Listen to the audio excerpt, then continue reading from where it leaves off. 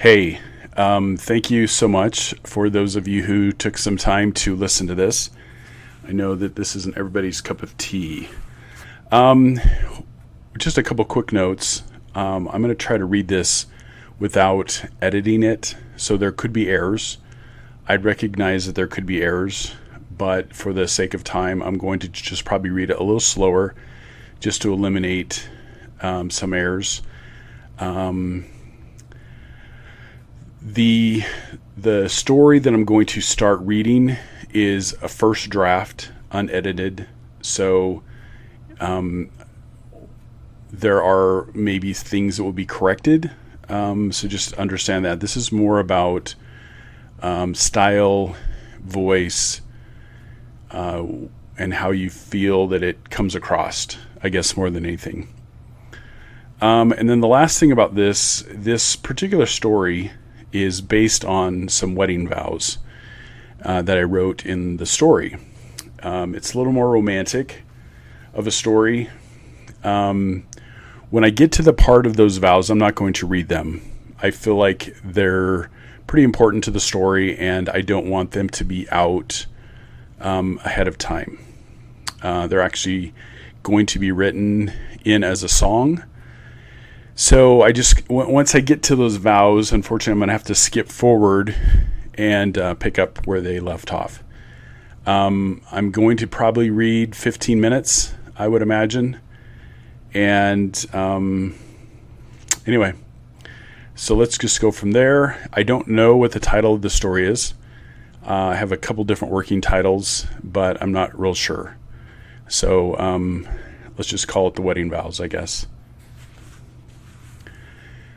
Oh, and you might hear paper wrestling around as I turn pages. So anyway, here we go. Chapter 1. Along the abbreviated coast in New Hampshire sits a small white chapel that looks out over the Atlantic Ocean. In the summer, seagulls cry out, circling above the tide, waiting to discover what has been left for them along the shore. White-capped waves crash endlessly into the beaches and brings with it a breeze that fills the little chapel with the smell of the ocean. It is a constant reminder. The one-room chapel looks as if it came directly from a Norman Rockwell painting, with a church picnic serving as the scene. The image shows a small boy ready to stick his finger in a cherry pie with the priest looking on as the shepherd of the baked goods table. A white picket fence borders the chapel, serving as a defense from something, but from what that is, no one knows, but it looks perfect. The steeple is tall, rising to a point high above the front of the building with a bell in its tower that is rarely rung, but it looks even better than the fence. Inside, the rows of 10 benches are divided down the middle of the room by an aisle that has welcomed every person who has walked through the chapel doors over the nearly 200 years of its existence. An oak pulpit sits alone in the front of the room off to the left side with an organ sitting on the right. The organ hasn't worked since 1986. The congregation didn't have the monies required to fix it. Then when an electric keyboard was donated to the church in 1990, the members had got so used to seeing the organ that they just left it as it is. It looks wonderful. The members of this church to this day will tell you that the best music to ever come out of its hallowed halls was during those 4 years of a cappella. It sounded amazing. The oak benches are hard. 200-year-old benches cut from local chestnut oak. Benches that you wondered if they were made uncomfortable on purpose, or at least something to keep Mr. Franson awake. If so, they had failed indeed. Most Sunday mornings, Mrs. Franson would poke her husband in the side to awaken him from his nap, the one that had started 24 hours before in a leather recliner in their living room at home, and the same nap that had seemed to only be interrupted by a long night of sleep. These benches told a story, the wear of thousands of cotton dresses, wool pants, and the dirty little fingers of every little boy that had found his way to the well on the backside of the church property before service, and the pool of water that collected near the well in the grass, and the frogs that lived there, and the mud that came with them back into the chapel on the bottoms of their shoes and on their fingers. The benches would be washed regularly, and over the years had been refinished a number of times, with some of the hardened polyurethane still dripping down on the bottom of the seats like icicles frozen in time. As you run your hand across the wood seats, you can feel the long swooping grains indented in the wood, with each bench holding a unique pattern in the wood, and the members of the congregation over time could, if need be, sit on each bench blindfolded and know exactly what bench they were sitting on. The parishioners knew their church. Each Sunday there were two truths. Sunday service would begin sharply at 9:30 a.m., and Lisa Larson would walk into the back door promptly at 9:40 a.m., pulling with her the 5 little boys that made up her family. Their boys ranged in ages from 12 to 2. Her husband chose not to attend. Everyone knew that if they pushed back the start time to 10 o'clock, Lisa would arrive promptly at 10:10. Pastor Thompson wanted to start later, but he knew that on at least 16 weeks of the year he would lose part of his parish to the New England Patriots, and some of their members choosing to stay home, preparing at home to worship something else on that particular Sunday. Pastor Thompson was okay with that, for he held their attention on every other Sabbath, so church started promptly at 9:30. The time would arrive, and Pastor Thompson would immediately begin his sermon, teaching something about kindness, loving others, and repenting of your sins. It was a small enough group that he always knew what to say based on the struggles he saw in each of them. Lisa Larson would arrive at 9:40 a.m. with such regularity that no one in the congregation would ever turn around to take notice. She would take her place in the back row on the left, setting herself on the outside of the row in case her 2-year-old decided he wanted off her lap and needed to walk around. Then at 10:10 a.m., a particular thing would occur. Pastor Thompson would come to the end of the sentence and quietly say amen. The audience would echo their response and wait. Then on cue, Lisa would pick up her 2-year-old son, gather her remaining 4 boys, and walk the short walk to the front of the chapel, passing Mr. and Mrs. Franson and the Edgerton family as they went to the back of the chapel. As they passed each other, they would smile with their mouths lit up to their eyes, greeting each other without saying a word. Lisa would sit in the front row, place her 4 boys next to her, and wait. Then the row behind her would stand and walk to the near back of the chapel, passing on their way those in the congregation who had been sitting in the 9th row of benches, who would then take their place in the seats behind Lisa in row number 2. This would continue until the full swap of the room had been completed. It was on a summer's day in 1988 when a family on vacation from Phoenix, Arizona, visited the little chapel. The Johnsons had flown into Boston to visit family and decided to take a drive up the New England coast. And on this particular Sunday, the family saw a little white chapel that had set next to the Atlantic Ocean and decided to attend their service. Shortly after the service, after all the regular parishioners had finished their greetings and well wishes, that Pastor Thompson extended his hand of welcome to the visiting family. "May we ask you a question?" Father Stephen Johnson asked. With a knowing smile, Pastor Thompson shook his head and said, "Why, yes." "Why did this meeting stop halfway through? What was the reason for that?" Stephen asked. Pastor Thompson answered, "This little chapel was built in the year of our Lord, 1814.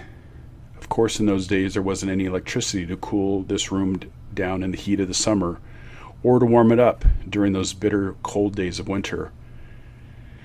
There wasn't any insulation like we have today.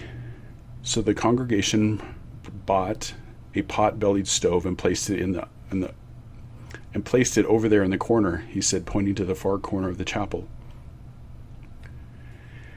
Well, it seems in those early days of the church, the heat created by that little stove could only heat up so much of the room.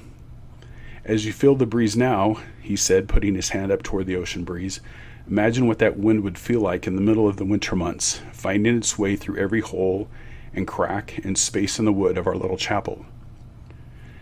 It was on one of those dastardly cold days of winter when a young widow had brought her 3 boys to church. Their father and her husband had been killed while off fighting in the South against the Confederates during the Civil War. She was often late to service, and on this particular Sunday, as she opened the back door to enter the chapel, a large gust of wind swept off the Atlantic. She sat down in the wind was so cold and so strong that it nearly ripped the door from its hinges. She sat down in the back of the chapel, all the while trying to warm up her little boys and get warmed up herself in the unevenly heated room from the winter's chill. Then a particular thing happened. Everyone in the congregation had turned around once the door was thrown open, and again moments later noticing this young mother and children as they walked in and sat shivering in the cold. A family, not much different from your family here, I would imagine, rose to their feet and offered to let this widow and family take their seats in the front of the chapel, much closer to the fire. The mother and her children graciously accepted, while others in the front also noticed that most of the members in the back were also bundled up trying to stay warm. They gave up their seats as well to others in the back. The tradition began that halfway through the service, everyone would stand, break, and take a look at those around them, a small reflection of life, if you will.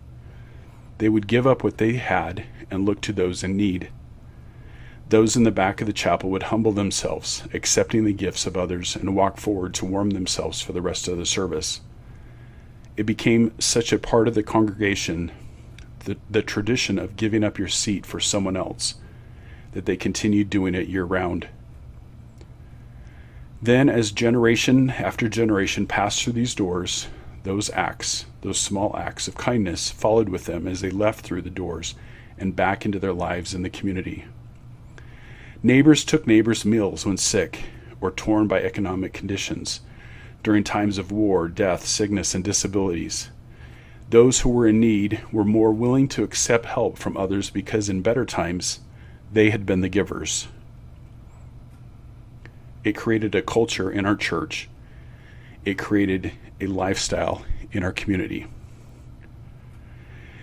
Then in the 1930s, we finally got electricity. The old pot-bellied stove was replaced by an oil heater, but the tradition lives on even to this day. What did they do with the old stove? Ray, a 10-year-old daughter of the Johnsons, asked. Well, they took it up to the foundry and melted it down and had it made into a bell. If you look up there in the steeple, he said, pointing to the tower that seemed to have served no purpose at all, the bell in the steeple rests there as a reminder. It is only rung twice each year, once to announce the first day of winter, and the second to call the community to Christmas Eve services. Pastor Thompson and the Johnsons continued talking about their trip and what they had planned, but in her mind, Ray Johnson, a 10-year-old girl, contemplated all that had transpired that morning. She stood looking up at the steeple, not noticing that her family had drifted off into the parking lot in the direction of their car. Ray, we need to get going, her mother announced from the other side of the car. Pastor Thompson, thank you so much for your hospitality today and for telling us that story. It was truly an amazing experience for us, Ray's father said while trying to get the family situated in the car. It was my pleasure. May the good Lord bless you during your travels today, the pastor announced, in a blessing sort of way, with a smile of his face that started with his mouth and led to his eyes. Kids, what did you think of church today? Ray's father asked as they pulled away from the church. I want to get married there, Ray said, looking out the window at the little white church with a small picket fence and a steeple that held a very important bell. You what? Her mother asked. I'm going to get married there in the church, she repeated. Ray pressed her face against the window, watching as little white chapel disappeared into the distance, and all that she could think about was how beautiful the music was. Chapter 2. She was as lovely as any woman he had ever seen. As she walked into the room, he noticed her immediately. She looked down at the floor, embarrassed by all the attention she seemed to be getting, but especially from him. Then bashfully she looked up from the old wooden floor, and their eyes met. It was love at first sight. Two people who knew in that moment that their lives would never be the same again. Henry's palms began to sweat. He thought about what he could or should say to her. What he should or could say to her boggled his mind, and he wondered if he would be able to say anything at all. His hands wrung together, trying anything to calm his nerves as she began to walk toward him. His weight shifted from his left foot to his right and then back to his left again. Hearing the creaking of the old wood floor beneath his feet sounded as if it were breathing. Henry looked down at his shoes and Henry looked down at his shoes, then realized that he needed to breathe as well. A summer breeze carried through the room as she walked in, giving Henry a brief respite. The room seemed to come to an eerie silence as he looked up at this woman from across the room. Everyone else stopped as well, turning their heads in rows as Ray Johnson entered the room. She was as beautiful as any bride could have ever wanted to be, and Henry's eyes locked on hers, communicating with her without saying a word. But she knew what he was saying. The short walk down the aisle that divided 10 rows of old oak benches began with a single step. It had been Ray's dream to get married in this chapel, almost the dream of a lifetime. The small white chapel on the coast of New Hampshire could only seat so many, so the task of deciding who could attend was made easier by the distance of flying out everyone across the country from Arizona. But those who knew Ray also knew there wasn't any other way to get married. At least not for her. She hadn't seen the chapel until they arrived on Friday in preparation for the Saturday wedding. It looked exactly like she had remembered it. Pastor Thompson was getting close to the age to retire, was going out on his usual tasks in the church one day when he received a call. It was a call from a small little girl who he had met 19 years before, who had now grown up into a woman. It hadn't taken him long to remember the conversations he had with the family vacationing from Arizona, and was delighted when asked if he and the chapel were available for a wedding ceremony. The audience stood up from the uncomfortable oak benches and watched as Ray walked into the room with a shy, sheepish smile. She wore a simple white satin dress that hung down to her knees, that mimicked the shape of her body, with a lace extension that draped to the floor. Her flowers were a simple collection of green orchids, and the stems wrapped together with a ribbon of white. Her hair was simple, no flowers to draw attention. She didn't need that. No curls or extensions. Her hair fell across her eyes, and she would reach up and collect the wayward strands and tuck them gently behind her left ear. Her long brown hair was just the way Henry remembered when he first saw Ray walking into an office that sat opposite of his. He fell in love with her at that moment. The nervousness quickly turned to excitement in Henry's heart as she got closer. Henry watched as his bride-to-be walked down the aisle alone. He couldn't be away from her another moment. Like a child running to his father as he walked through the front door after a long day of work, Henry ran to her. He didn't care that it wasn't the normal thing to do. He didn't care that the audience gasped then laughed, because in the end they smiled, and then they cried. No better way to approach the rest of our lives together, he thought, than doing it side by side, walking into their future together. He took her by the hand and placed it in the angle of his elbow and finished walking her to the front of the little white chapel.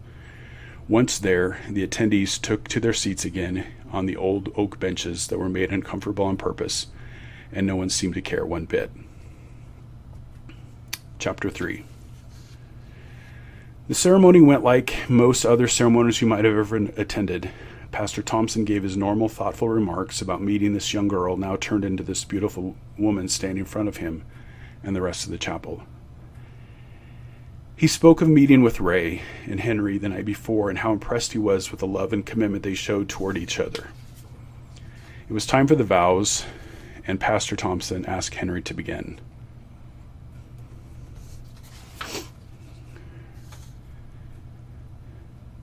Ray wept as she listened to Henry finish his public love letter to her. Tears streamed down her face, causing her best friend Rebecca to leave the first row of benches and bring her a tissue. The ceremony finished with Pastor Thompson asking the couple to exchange rings. It seems that Henry had heard a story or two about this little white chapel on the abbreviated coast of New Hampshire. He had listened as Ray told the story of the uneven heated room and the congregation that stood in rows in the middle of the service and then traded places to allow others to feel the warmth of the stove. Henry had remembered the story of the bell, that it was only rung twice a year. Once in remembrance of winter coming, and the other to call the congregation to Christmas Eve service. Henry had also made a call to Pastor Thompson in preparation for the day's events. Pastor Thompson had climbed the stairs to the steeple and found the leftover cast iron not needed for the bell. At Henry's wishes, Pastor Thompson took the remnants to a local artist, who was then asked to make 2 wedding bands from the iron that had been once a pot-bellied stove that had taught a congregation and then a community to give of themselves, but also to humble themselves. Pastor Thompson couldn't think of a more appropriate use of the iron. Pastor Thompson told that story as the bride and groom placed their rings on each other's fingers, and they fit perfectly. Then they kissed and held each other's hands and walked down the aisle that had welcomed everyone in and had changed everyone once they left. As Ray and Henry exited the chapel into the sunlight, they felt a breeze coming off the Atlantic Ocean, and it was another reminder. Then the bell in the tower began to ring, and Ray knew exactly why she had always wanted to be married in this little white chapel along the abbreviated coast of New Hampshire.